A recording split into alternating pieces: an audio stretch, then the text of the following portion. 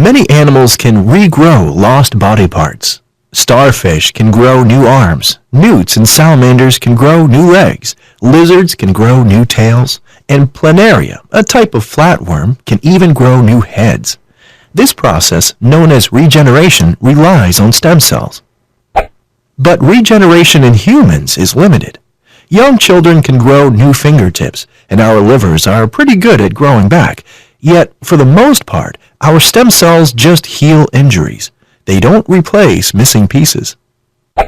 Regenerative medicine is a new field that aims to use stem cells to repair damaged tissue that can't heal itself. Many tissues in our bodies contain pockets of stem cells that can heal injured tissue, but they are difficult to isolate and grow in culture. Scientists are looking for ways to activate these cells while they are still in the body and coax them to go beyond their natural healing abilities. Some existing drugs may already be activating stem cells. A few antidepressant medications stimulate the growth of new neurons in the brain, and these neurons most likely originate from stem cells. Scientists may be able to develop new drugs that will activate other types of stem cells to heal damaged tissue.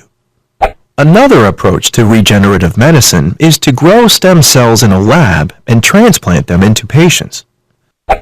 Building on technology developed for bone marrow transplants, scientists are developing new ways to use somatic stem cells. They are also looking at embryonic stem cells and induced pluripotent stem cells, both of which can give rise to any type of cell in the body.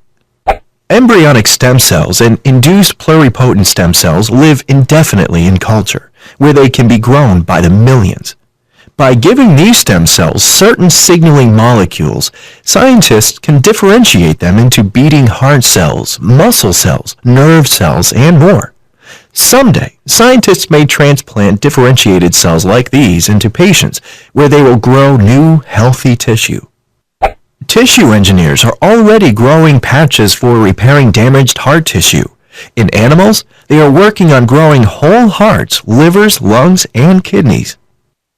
Stem cell transplants show promise for treating spinal cord injuries. In rats, neural stem cells were injected into damaged spinal cords, where they wrapped around injured nerve cells and improved the rat's ability to walk. Drawing on the gene-targeting technology used for making transgenic mice, scientists are developing a new kind of gene therapy. First, doctors isolate cells from a patient with a genetic disorder and create induced pluripotent stem cells. Next, the defective gene is replaced with a functional copy. Finally, the cells are differentiated into the proper cell type and put back into the patient. This process has been used to cure mice of sickle cell anemia, suggesting this approach may also work in humans. Stem cells are helping us learn about cancer. Like stem cells, cancer cells grow rapidly, and they remain undifferentiated. In fact, some tumors may actually be stem cells that are growing out of control.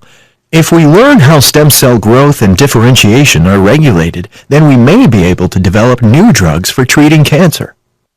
The possibilities for stem cell therapy seem limitless. As researchers continue to explore the factors that control stem cell behavior, they are discovering the true potential and limitations of using stem cells for therapies.